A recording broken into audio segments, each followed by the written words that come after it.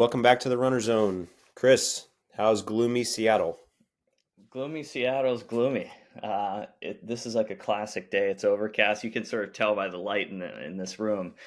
But it's good. The kids will be off all next week, so not much will get done from a productivity standpoint. But I kind of enjoy this time of the year. It's one of the few times of the year where I get to let off the gas a bit. Um, Yeah. you know. So how about you? Yeah, it's all good here. What did the Johnson house do growing up for Thanksgiving? What did you guys do as kids?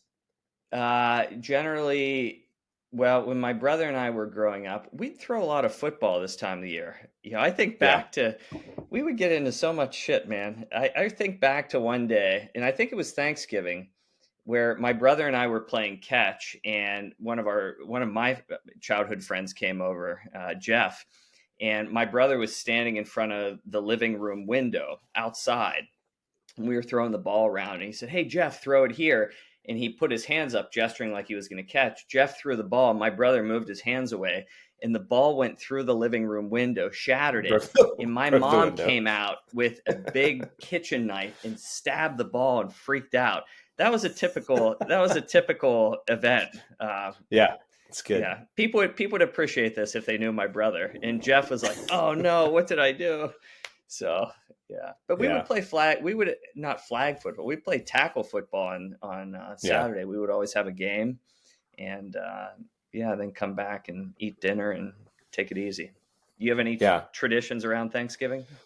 So we do so growing up both sets of my grandparents lived close to us. So we would normally get together with one or both of them, either together or separate houses, on Thanksgiving, and then we would put up our Christmas decorations at night. And so I remember doing that as a kid and thinking that was really fun. Um, and then now we do the same thing. So my family is about 10 minutes from our house, and then my in-laws are maybe 15. So we're both pretty close. So we'll spend time with both sets of families and do fun stuff. And similar to you, kids will be off school. So yeah, it should be a good time. I'll do a little cooking and not nearly as much work. Um, Hmm.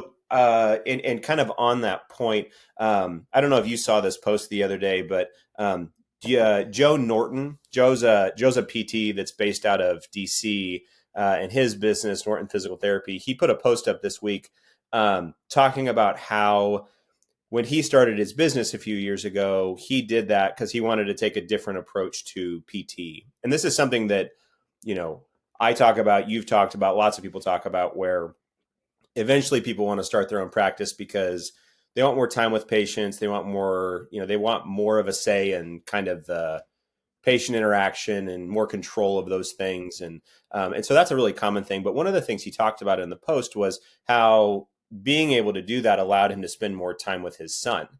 And I think that is an underemphasized part of running your own show, especially this time of year. So when I think back to working in the clinic during the holidays as a staff PT, I hated it. And part of that was because over the next 6 weeks, you know, everybody is kind of tight. You got, if you're seeing post op, or if you're seeing just people that are going through insurance, deductibles are met. They want to get in, so schedules are really busy. Also, patients can be pretty flaky to where you'll get a lot of cancellations where they'll just be like, I don't want to come in today. And this was definitely apparent if you work the day after Thanksgiving. So in the clinic that I used to work in, you'd have off Thanksgiving, but you would have to be in the clinic at 7 a.m. the next day because you had a full day in front of you. And so I just remember waking up and going in there and being like, I like my job. I do not want to be here right now. And then did the same thing on Christmas Eve. So we would also have to do a half day on Christmas Eve. And I just remember showing up just being mad. And I think most of the time I was a good employee, but on those days I was definitely not the best employee. Um, and so, for you and I now, like, things look a lot different when we're thinking about how we're going to work through the end of the year.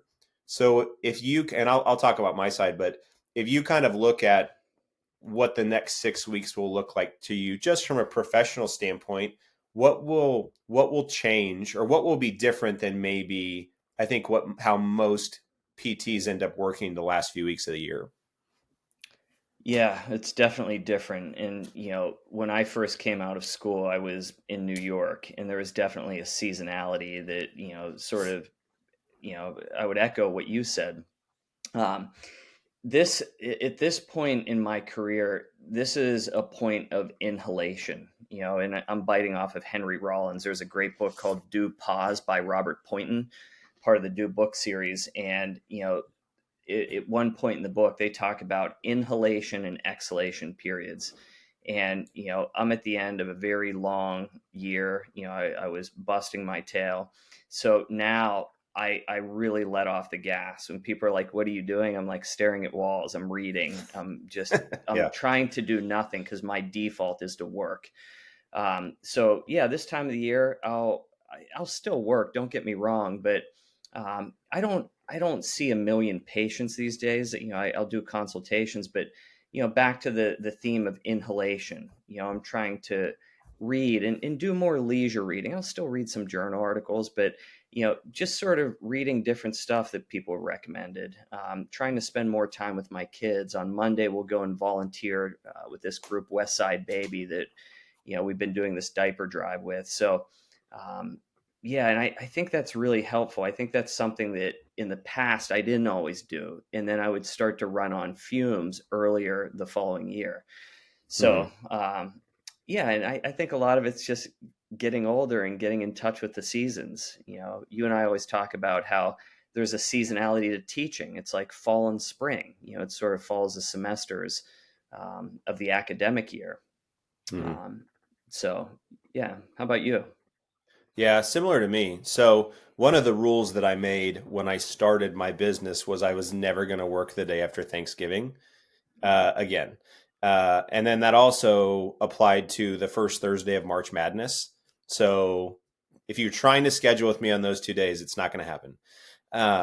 And so, but yeah, but now I'll go see patients on Tuesday next week. So I have a full day on Tuesday. But then, and I have some admin stuff I'll do on Monday, but the rest of the week, similar to you, like I picked up some books that they're not about anything productive. And so I'll try to read those. We'll do family stuff with the kids. Um, eat some good food. Like I'll get some coffee beans that I like, and I'll make more of that at home. Like, but the whole point is to do less of those things and be okay with the fact that I'm not trying to maximize how much money that I make in November and December. Um, and when you're thinking about your business, I think you're a similar way where um, the point is not to just make as much money as possible. If it was, we wouldn't be PTs because it's not a great field for making money. Um, but and so there's times where like, hey, I'm going to work harder at different points of the year. I'm going to do more things. But there's also going to be these other periods where I'm going to pull back from all this and not think about work. Partly because I'm similar to you, where I'll do too much, I'll burn myself out on it. I'll get frustrated. Like when you're a parent, that bleeds over into being a parent. That bleeds over to how you're treating your spouse. Like, and I'm just not interested in all that stuff. So I'll work a little bit for the next 6 weeks. I'll still see patients and I'll still train people. I'll still write my newsletter. I'll do kind of just foundational things. But I'm also going to take time away from the clinic to do some other stuff, both with my family and by myself. Yeah, I think that's so important. When you come back to work, or, if you're an athlete, if you're taking a hiatus and you come back to sport, you're always fresh, you're energized, you're motivated. And I think there's this notion that you can just stay on the gas year round. And I think the older you get, you start to realize that's not sustainable or healthy, Mm-hmm. mentally, physically, spiritually, right? So, and the seasons here, maybe it'd be different if I lived in California. We were talking about that before hopping on the podcast, but I think that in the Northwest, probably the same as is Kansas City. There's a seasonality to things, and I Mm-hmm. think that Yep. if you can get in harmony with that, it's very healthy. Yeah. So, On a somewhat similar note with patients, it's also helpful to talk about that with them. mhm. So every eval that I've done over the last couple weeks, if we're trying to have them do more, so if you're having a patient comes in and you say, hey, we're ready to start a run progression, or we're going to work on these exercises, or with an athlete we're going to start to implement a strength training plan, I'll tell everybody, like, be a little loose with this right now. If it makes sense, we can always really start to make progress in January, if things are busy or whatever. So, like, don't put too much pressure on yourself to get a ton done, because I think most of the time that ends up being more of a problem, and leads you to frustration than you actually accomplishing a ton of stuff in the next 6 weeks. Yeah, I literally wrote my newsletter on this yesterday to say, look, in life there are high demand and low demand points, and this goes, in terms of your training as well as in life. And we're coming up on a season, we're at the beginning of it, where it's a high demand season, especially if you're a parent or you're a busy working professional at year end. So be very loose with your training, protect consistency of training, but also be prepared to pivot, adapt. Because if you're trying to really stay to a rigid schedule, you're going to probably get sick, injured, or you just lose motivation. So, Yeah. um, yeah, I think that's important. Cool. So, topic of today, we've both put out posts. We talk about in courses, we talk about with our athletes, this idea of having some strength standards or kind of expectations around what athletes need to be able to do in the weight room, and then with some of our examination or assessment findings. So I thought it would be helpful today to go through what are our kind of expectations for athletes that are simply training for performance, and then what are some of our expectations with our patients, specifically patients with bone stress injuries and patients with tendinopathies, because that's the majority of what we see. Dan Johns talked a lot about this. We've had Dan John on the podcast a few years ago. He was the first person I think that I ever read about having some standards of practice. Like, this is what I want people to be able to do. Um, what's been your experience with looking at his work? And I have kind of his standards for expected versus being a game changer up here. What's been your experience in kind of digesting that information? I love reading everything that he puts out. And, granted, he's not working with a lot of distance runners, but I think some of these benchmarks still apply. In terms of stuff like, hey, if you're a healthy adult, you should probably be able to hold a push up or a push up plank, he calls a PUP acronym, for 90 seconds, maybe 2 minutes, right? Mm-hmm. Um, so I think having some benchmarks, because I think that my goal in working with a lot of athletes is, if they come to me from, if they're seeking me out for physical therapy, is to migrate them out of the medical system. But along the way, I'm making sure they hit certain milestones or benchmarks. And I think that we should be taking the same approach from a performance standpoint that's really consistent with the performance demands of that sport. But I think a lot of clinicians don't necessarily have benchmarks, and Mm-hmm. that gets them into trouble because if you're throwing darts, where's the target? What are you trying to hit? And those benchmarks look a little bit different depending on where you are in terms of your age and ability spectrum, as well as your past medical history. But yeah, now, I mean, with running, the beauty of running is it has very predictable performance demands. So those benchmarks and milestones shouldn't be a mystery. And Mm-mm. they're going to look probably a little bit different depending on what tissue you're trying to stress, if it's bone versus tendon, as you alluded to. But there shouldn't be a ton of variability if we're speaking to distance running in terms of the standards that we're trying to bring someone up to. Mm-hmm. Yeah. Yeah. So if we go through Dan Johns, he kind of has that, when you're looking at the push movement, so an upper body push, think military press, think bench press, push ups, all those kind of things. His expectation is that you can bench press your body weight.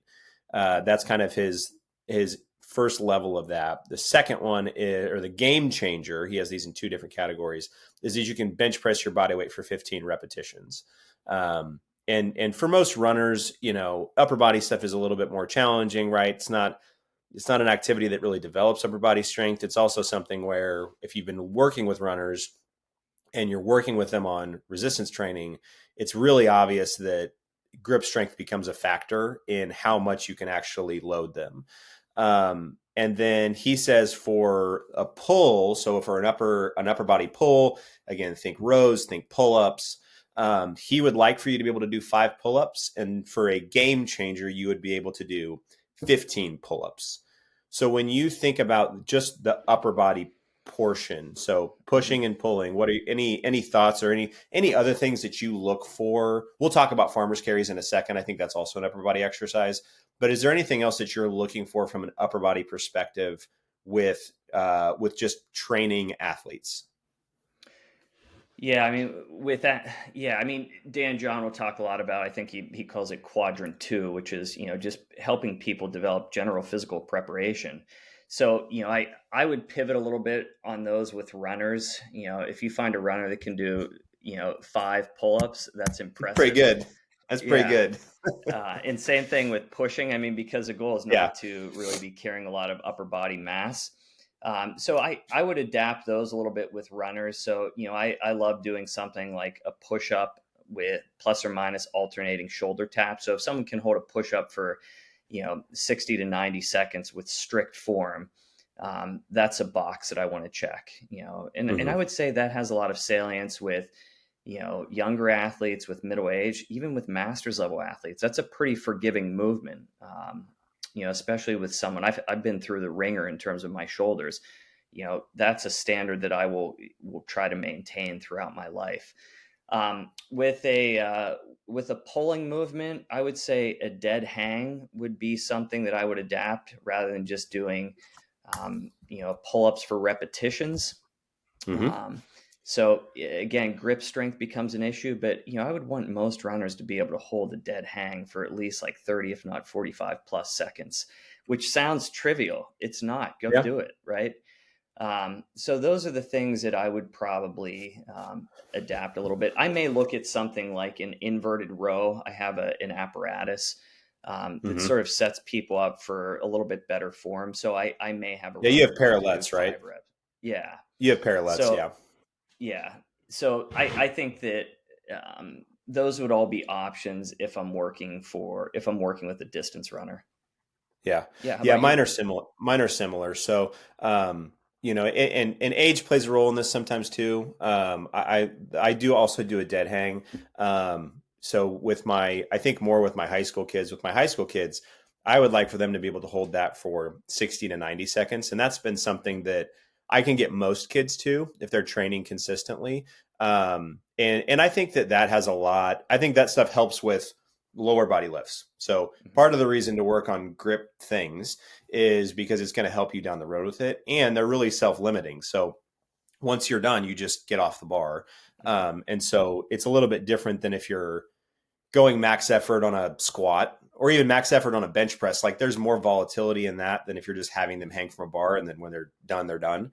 Um, Similar to you, like I like if I'm working with distance runners, I would like for them to at least be able to do 15 push-ups, and likely more than that, but at least 15 with good form.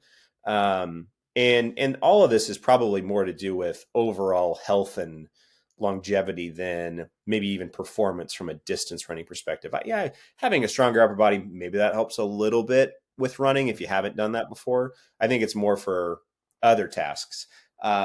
As a sidebar, I haven't talked to you about this. So 2 months ago, I opened a new training facility, and it's in my basement. Mhm. And I have 2 clients, and they're 7 and they're 9, and they lift Yeah. with me in what's called the beef barn. So our Yeah. basement's called the beef barn. We go down there twice a week, and we lift for 15 minutes. They're pretty compliant in what they do. They're not always coachable. Yeah. But one of the exercises that we do is called the hanging bar of death. And so I have a pull up bar in my basement, and I basically have my boys hold on as long as they can, and then we're just done with it. So that's one of we work on other stuff too, but that's one of the things that we've started on. And yeah, that's always well received. But Yeah, yeah, awesome. I call sometimes with this kind of stuff, you have to market it to your client, and so that's Yeah, why we call it the hanging bar of death. And that's why it's called the yeah, beef barn. yeah. That's great.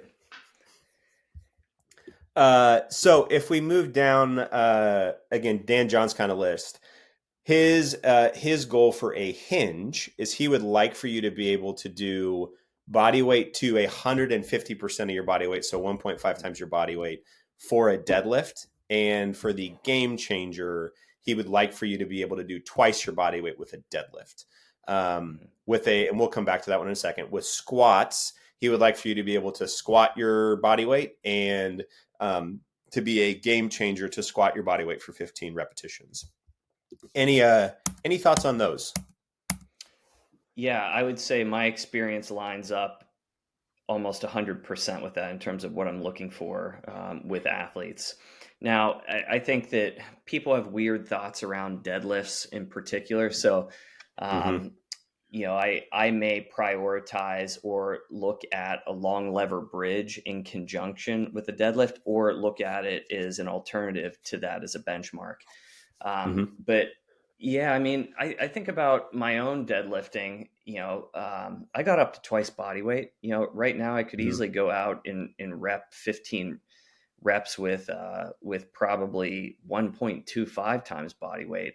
With Mm-hmm. squatting, I would say my experience has been the same. I want someone to be able to back squat their body weight and get a number of reps. You said 15 is what he quoted. Yeah, Yeah, that's I what he think said. that's very reasonable. So Yeah. now I think there's sometimes some slight modification. I mean, it depends on who we're talking about. I think people who have some lifting background, these are much easier to broach faster, right? Right. I think with certain runners, some of them have a tough time just doing a simple goblet squat with 25% of their body weight. So, Mm-hmm. I think you have to look at the experience of the lifter or how much time they've spent in a weight room. But I do think those are movements that we want to prioritize, so long as someone's paying the energy bill. If we're talking about bone, but yeah, I mean, I've never seen anything bad happen when people hit those benchmarks. I Yeah. think back to Ironman Canada when I had one of the races I was most proud of, because I came back after having clavicle fracture. I had surgery, had the hardware removed, and I was racing Ironman Canada, which was 8,600 feet of gain on the bike, give or take. And, I really didn't prioritize much outside of a couple lifts, but, I got to a point, and look, I'm a washed up master's level athlete at this point, but, um, I was able to do 225 on a back squat for 10 reps, and I weighed 150 pounds. And those were 10 slow, clean reps. And I just had great leg strength. And I think that allowed me to deliver the performance that day because I didn't Mm-hmm. fatigue till very late in the race. So, I think working people up to something like that is great. Be cognizant of how it's interfacing with swim, bike, and run, as well as when you're prioritizing that during the season. Mm-hmm. But yeah, those are lifts I prioritize, and those are standards. If someone's like, "Yeah, I'm a competitive athlete," I'm gonna probably want to work them up to those, Yeah. or a Yeah. split I squat think. variation, right? Yeah, and that's another thing. I think that people will find. I don't think you have to stay with one specific variation on this stuff. So even personally for me, like I still deadlift, but I haven't done a conventional deadlift in a long time. Mhm. And part of the reason is because I just don't find it as comfortable as I used to. And so when I deadlifted on Tuesday, used a trap bar. I've used a trap bar Mhm. for many years now. And it's not exactly the same pattern, but I still think it gets the job done. And again, I just tend to feel better with it. So that's kind of the standard that I will use with my clients is I want you to be able to do a trap bar deadlift, with a significant amount of weight. And so, if I think about if we go through different demographics, if I think about my high school kids, I think by the time, and I talk to them about this, by the time you get to college, so once you become a collegiate runner, I want you to be able to do 1.25 to 1.5 times your body weight for 5 reps. So I don't do 1 rep maxes. I personally, I don't have my clients max out. I will have them 5 rep max sometimes, Mhm. but because again, I think that is maybe we're dealing with a little bit less risk. So that's kind of the standard that I have for them, and is probably pretty similar to adults too. I think that you can make bigger gains in strength when you're in that younger demographic. That's just what I've seen. I think it comes a little slower when you're my age or your age, or, when we're working with people that are older, Hmm. but you can still make progress with it.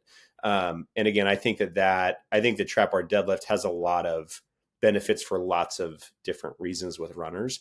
And then you talked about the split squat.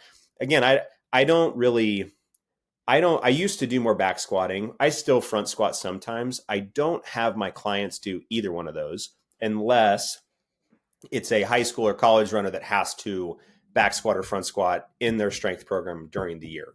So if someone comes in, they say, "Hey, our strength coach likes to have us do this during the year," and it's something that that's something that they're going to need to be able to do, then I will do that. But I use split squats, rear foot elevated split squats, as my kind of goal with that. And I would love to get them to body weight. Hmm. Um, and as long as their grip is not a huge issue. So if you think about, a 150-pound runner doing split squats, if they have 75 pounds in each hand, there's a lot of runners that can't do that. For Um, sure. and, Yeah. but it's because of grip strength for the most part. It's not necessarily because of their quad strength. So, I think you can use a barbell variation in that, if it's someone that you're comfortable with setting up, to do a barbell split squat. So, a barbell in a back squat position, and then their back foot's on a bench or on a squat stand. I think you can still do that, but that's what I want to get them to, is that they can do 5 reps of around their body weight on each leg. Maybe it's closer to 80%. I think with all this stuff, the main reason to do all this is to just have an expectation, even if they don't get there, because you and I can both think of lots of examples of people that don't meet these and they perform well. Hmm. So, there's always exceptions to it, even though, again, having something to go towards, I think, is helpful for a lot of athletes. Yeah. And I would say a lot of pros probably don't meet some of these standards. You Yeah. know, what was interesting when I put out those physical performance tests, in terms of the downloadable PDF, or like 10 tests that never lie. Mm-hmm. I think I mentioned this on the last podcast. I had so many people reach out. They're like, most runners couldn't do this. And I'm like, well, that's probably part of the reason why most runners are always getting injured. It's Yeah. they're right at the cusp of their capacity. And if they have an overzealous workout, a bad night's sleep, maybe that's enough to tip the scales. Not that that necessarily manifests as injury, but maybe you start getting some niggles or sensitivity around a certain tissue or region. But those are, yeah, some of them are challenging, like a star side plank, a long lever bridge.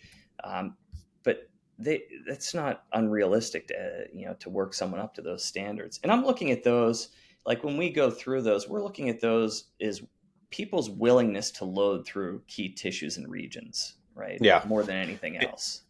And so there'll be a link to the post that you just talked about, 10 tests that don't lie. If people want to check that out, they can check the description and learn more about those. Yeah, I think that we should if you're trying to, I think there's two different situations. If you have someone that is training because they enjoy it and they're trying to train for a long time, they don't care about performance. Hmm. The strength stuff still matters. And so still work on it. But if you have someone that's saying, I'm trying to push myself at a really high level for this specific performance, I think you should hold them to a high standard with this stuff, For sure. and that they need to work towards it, because that's not an easy task. Like, there's a lot of volatility in training for anything, and so try to make sure that they're ready for it. And I think for you and I, like, we probably also view this differently, because both of us came from, we didn't start in endurance sports. Hmm. We started in other sports. I've talked before about how when I was in high school, I got to work with a strength coach and learn how to do a lot of the movements that a lot of people do, and how much value I found in that. And then I think when you look at distance runners that only run, and you kind of watch them move and watch them lift and take them through assessments, it's very obvious that distance running does not carry over into other kind of qualities of movement. Like, you might be able to run really well, but if we ask you to do something different, it can look they can look like a newborn giraffe. Yeah. Um, Take them and out of a so sagittal plane. Yeah. like there's a lot to, and so there's some stuff to clean up, and similar to you, like that I can't think of any research that's ever examined any of this stuff, but I can't help but think working on strength and power and coordination and yeah, non-sagittal plane movements is going to be beneficial from an injury and a performance perspective. Yeah. And, we've been speaking to Dan John. We'll have to send him this podcast. He's always like, send Yeah, it to sure. me. Sure. Um, but one of the things that he was quoted, and I probably won't get this verbatim, but 80% of your training should be spent doing the discipline at hand. So if it's running, 80% of your training should be spent running. Yeah. The question is, what are you doing with the other 20%? And he's like, look, let's get you a little bit stronger, and or let's improve your technique. And if you do both of those, watch out, right? So, and I think the art of this, which it is an art, there's a science to it for sure, but how you're interfacing this with the 80% of their run training or swim, bike, run if they're a triathlete, that becomes much more nuanced, because you can't just throw this stuff at people. You have to really understand the demands of their run training or their triathloning. Hmm. So when you go to introduce this, that it doesn't trigger some soreness where they then become wary of strength training. I've seen that a lot with pros. Oh yeah. Someone gets Yeah. overzealous, they plug them into a workout and they basically trip off exercise induced muscle damage, which for 5 to 7 days, you're going to probably it's going to interfere with your normal training, right? Because you're carrying residual soreness, you've lost strength. So I think being cognizant of that and making sure people don't have that experience. But no, I think the strength work is really important. Sometimes people don't appreciate that till later in their career, and they're always like, man, if I would have just better understood this or worked with someone who was in the know, I would have probably tapped a different gear that I didn't even know I had. Yeah, I think people do that with lots of things. I think people do that with sleep. I think people do that with nutrition, where they will make these changes later, and we're all guilty of this kind of stuff. And then they come back and they say, "Man, I should have done that. I should have done that Mhm. earlier."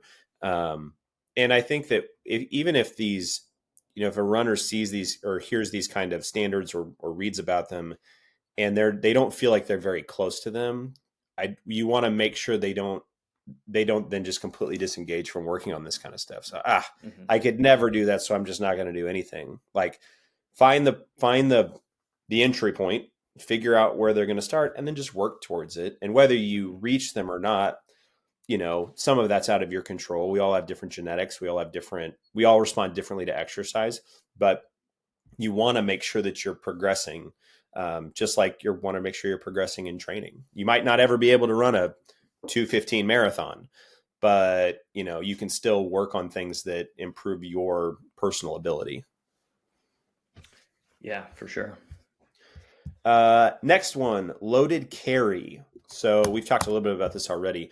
Dan John's expectations for a loaded carry. He would like for you to be able to do a farmer walk with your total body weight. So half of your weight in each hand, and then to be a game changer, to be able to do your body weight in each hand, which would be very tough for a distance runner.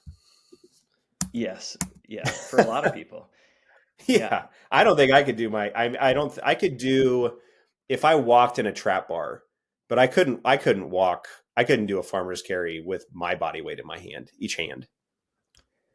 Yeah. I haven't tried body weight. And, I think he talks about the farmer walk, which, I've been thinking about this a little bit more, farmer walk versus farmer march.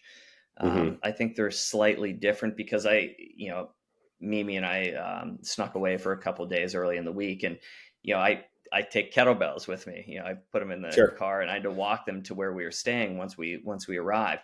When you're walking with them, they create a subtle perturbation, right? And I think Yeah. when you're marching, in certain ways, it's more forgiving because the weights aren't moving as much, Yeah. but you're on one leg, so it's a different challenge. But yeah, I would say that for most runners, especially younger runners, female runners, if they don't have um, the the hand architecture to handle a heavier load, um, I would say with most distance runners, I'll work them up to maybe 60, 70+% body weight. If they can do that, I feel like good things are happening. I mean, the goal is to get them up to 80%. Um, Hmm. and if they can't carry it, if grip strength is a limiting factor, which in the vast majority of cases it is, don a weighted vest and then go a little Hmm. bit lighter with. But I would say that's reasonable. I like the farmer march as opposed to a farmer walk. You could do both. But, one of the things when we teach, we always say, look, the goal is to basically work up to, the percentages that we just discussed. So if you can march a weight out for 90+ seconds, it's too light. Yeah. If you can't march it out for 30 seconds, it's too heavy. If you're anywhere in between, you're doing a lot of work. But yeah, as a standard, let me just run the calculator really quick.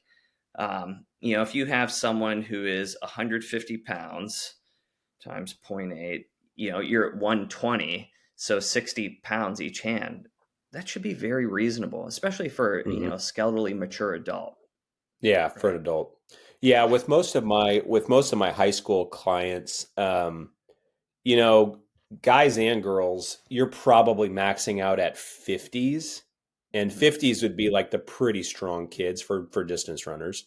Yeah, Um, but I think it's reasonable to get them to 40s. Pretty much everybody yeah, can get to 40s. yeah, It like hand architecture, does probably play a role in it. So if someone has smaller hands, it's going to be more challenging. But but yeah, and we've seen there's been data that's looked at grip strength and carries as as longevity and life expectancy, those kind of things. I do think this has a lot of relevance. And the nice thing about loaded carries is that's something you can implement pretty much whenever. So it's November right now. Now's the time to do the really challenging lifts to get people used to that kind of stuff. I don't think it's a good idea to have someone start on a squat program right as they start their marathon build. They need to probably do that in the off season to at least get used to it. But you can throw in farmers carries really whenever, because it tends to be more forgiving. yeah. I incorporate these a ton into my work with runners and triathletes because it really challenges foot and ankle strength control, intrinsic foot strength, and it also it creates a sneaky challenge for like lumbopelvic hip control, Hmm. especially in the frontal plane. So, and you're not going to get trapped under a bar, right?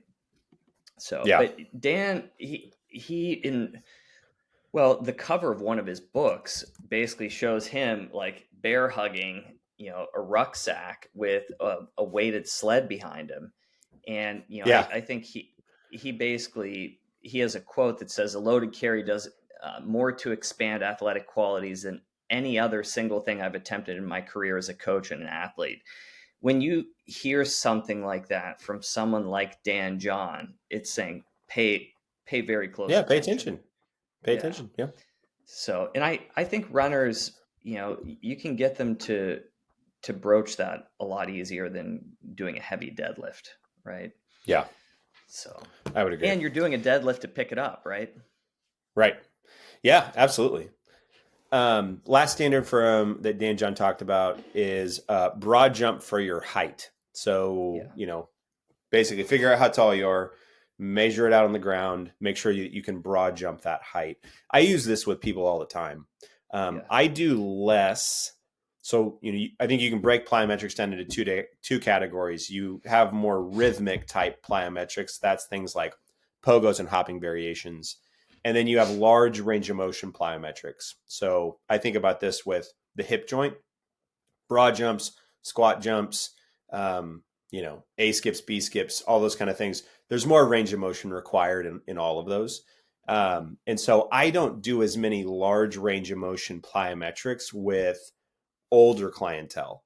hmm I will still have them do pogos and some faster variations, but especially if it's not something that they're used to, I tend to not think I don't think the risk is worth the reward. I agreed. think we can, and so I just kind of nix those. But with younger runners, I do try to get them to be able to broad jump their height. And the nice thing about the broad jump is you just keep working on it. You don't need, like a bunch of fancy progressions. You just want it in their program, and then the goal is that they try to inch just a little farther over time. and hopefully getting to the point where they can broad jump for their height. Yeah, and I think that's a good way to determine if your strength and conditioning program is taking someone in the right direction. Is their Hmm. broad jump improving? If it is, you're probably on the right track. Um, Yeah.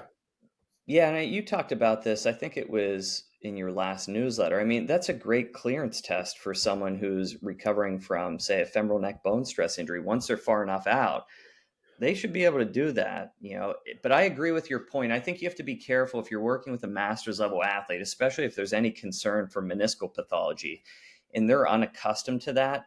You can Hmm. create a strike against them. But I know that this is something I will strive to maintain throughout my life, is being able to broad jump my height. And like you said, it's taking you through greater excursions of movement, and that would probably technically fall under a power exercise. I mean, I think people use these terms interchangeably. I think of like plyos as repetitive activities, something like you know sort of say like these skipping or like single leg hops forward, Hmm. versus something like, a broad jump where, yeah, there's a stretch shortening cycle. It's slower, and Iman Flanagan talks about that. He has a couple great free PDFs on plyos.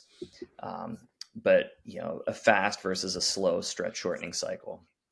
But Hmm. yeah, I think that's a great barometer. If I'm ever clearing someone, or just trying to gauge their athleticism, a broad jump's going to definitely be part of that equation.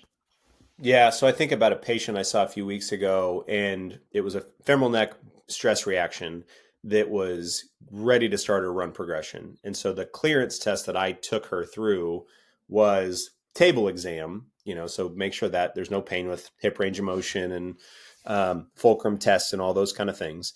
But then we went out I work in a gym, so we've got this big turf space. And so we went through, okay, can you do pogos? Can you do pogos medial lateral? Can you do pogos anterior posterior? Can you single leg hop? Can you single leg hop moving forward? Can you do broad jumps? Can you do squat jumps? Can you do pogos and spin? So basically, like, are you hit the ground and rotate, do like a little 90-degree turn each time? Um, because if you can't do that, you're not ready to run. Hmm. And so, yeah, but that's not even like, we didn't necessarily even work on all that during PT, during rehab, but it's something that I want to make sure that they can do before they start back to running. Yeah, and I think what we're getting at with all this is, there's clearance considerations and then there's performance benchmarks and milestones. you Yeah, know so because a lot of the people who are listening to this, you're probably working in a rehab capacity to some extent. So not to conflate those two. right. It's first saying, is this person a candidate to start a walk run program? And then once they get back into consistency of training and they're going in the right direction, okay, now here are the performance milestones that we want to bring you up to snuff with. So Yeah, yeah, different situations for sure. Are there any other big tests that you kind of think of you're looking for, that we haven't touched on yet? And we talked uh about the ten drills you mentioned, so people yeah. can check that out. So there's more things that we look at, but again, is there anything else that we've blatantly missed, you think? Well, I think medial lateral hopping. I mean, we've sort of danced around this, but you'll see a lot of this following ACL reconstruction. Where people are looking at medial lateral hopping. How many contacts can you get? So, like, put two pieces of tape on the floor, and how many contacts you can get side to side where you're clearing the tape. I think that's a good assessment. And I also think looking at single leg calf raises, I think Peter Malieris was the one who popularized that benchmark of being able to do 3 to 4 sets of 6 to 8 reps with 30 to 40% of body weight in the ipsilateral arm holding a dumbbell. Hmm. Um, I think that is reasonable just because of the demands that we subject the calf muscle complex to. Hmm. Um, but I see people doing a lot of sloppy calf raises. I mean, if for anyone who's listening to this, start like first prove to us that you can just do a single leg calf raise like the video I posted on Instagram yesterday, because I don't see people even being able to do that with body weight with good form. And then they're getting under, they're getting in a Smith machine and they're throwing a ton of weight on, and I just see the person leaning forward and they're completely Yeah. shortchanging the exercise. Yeah. Or they cut the range of motion. So Yeah.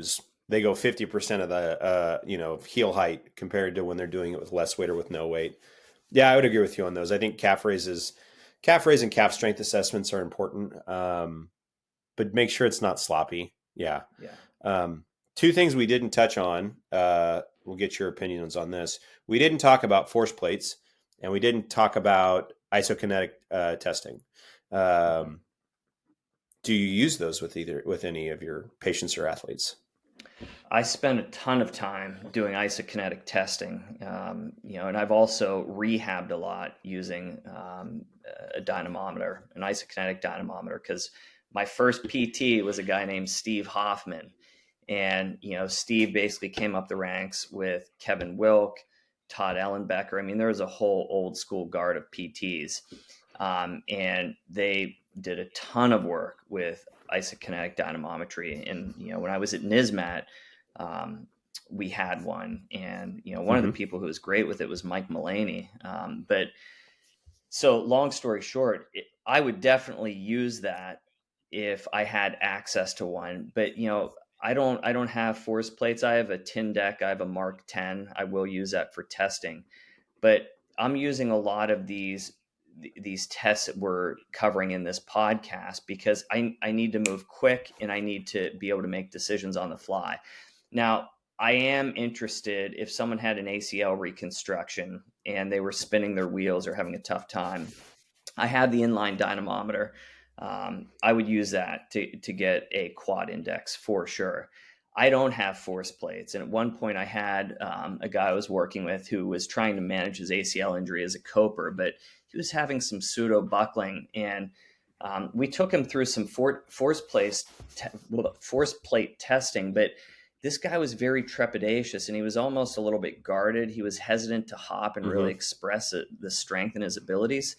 So I think you just have to understand what's running through the patient's mind. If you have this stuff, by all means, use it. I think Run Mm-hmm. Easy has started to broach some of this stuff with their sensor, which I think is going to be a pretty nimble option. But yeah, I don't have force plates. Maybe at some point I'll get them, but I don't ever feel like it detracts from my work not having them. Yeah. I actually consult a lot of people who have gone through a lot of this force plate testing and they still haven't been able to get back to running, and we get them back to running without it, right? But I think it depends on the capacity that you're working. I think that if I was seeing a lot of people following ACL reconstructions or other post-surgical procedures and they were looking to get back to running, maybe I would have the vault force plates or a force plate setup. But yeah, I don't feel like it detracts or compromises me in terms of helping someone get back to sport and get back to performance. But yeah, what's your take? Because everyone's using them, and it's a very expensive model, right? Yes. I mean, my answer is pretty much the exact same to yours. I think a lot of it has to do with the population that we work with. So I don't treat post-op. I think all that stuff is certainly helpful if that's what you're treating. Um, but I don't think that any of that data changes what I do with patients, would change what I do with patients. I also am a little bit critical of it when we're looking at distance runners because we don't have expected values. Hmm. So if we had like this is the setup, this is the normal, this is when you're at a higher risk of injury. I just haven't seen that information. If it's there, I'd be happy to. And like anything, if we find out that kind of technology is helpful with distance runners, I would be certainly happy to use it in my clinic. I just haven't found that it is or that it changes anything. And like you said, most of the time when people come and see me and we go through a lot of these tests, even if they've done them, they do them really sloppily. Like it's really not great. And so my instinct, even in those situations, would be to get them better at a lot of these tests first before I worry about what kind of data I'm seeing from, you know, jumping or again from any of the kind of strength testing. So if you have it, definitely use it. If you're working with different populations, then Chris and I are definitely situations where you need to have that for the people you're working with. I just don't think that it would change what I do. So I don't want to add another thing into my evaluation. Yeah, and I really think it's important for clinicians, rehab pros, to look at tools like Vald, even Run Easy, and understand these are alliance tools. They're therapeutic Hmm. alliance tools where you're telling the patient, hey, this is what I'm seeing. What are you feeling? Let's huddle in here and compare Yeah. notes, and maybe let's give you some cues, or maybe we need to get you a little bit stronger or work on some reactive strength, and then reassess. So by all means use it, but as we've been discussing, I don't feel like I'm at a disadvantage by not having the vault set up. If I could buy force plates outright, and not have to rely on a membership, I probably would have them, Yeah. right? Yeah. I'm Yeah. just, yeah. So I'm a little anti against the membership ideas with a lot of that tech. Because yeah, I or probably make would it just buy it and accessible. play. I would buy it and play around with it more. But Yeah, I'm not signing up for a long-term payment plan with you. yeah. I would take all these drills that I'm posting online, in terms of the videos on Instagram, and I would just show you what you would see with force plates, to show you how people trick these exercises out, But yeah, maybe at some point I will get them. I'll have to reach Sure. out to Hey, you never Vault and know. see if they have an influencer deal. You never know. Well, they'll reach out to you, buddy. They have a big marketing team. Yeah. Well, cool. Well, hopefully everybody found this episode helpful. Again, I'll put the posts that Chris talked about. Those are in the description, so be sure to read up on the stuff that he's put out there on the topic already. Hope everybody has a good. For those in the U.S., hope everybody has a good Thanksgiving, and we'll chat with you again in a couple of weeks. Sounds good. Happy Thanksgiving. Yeah, we'll see you.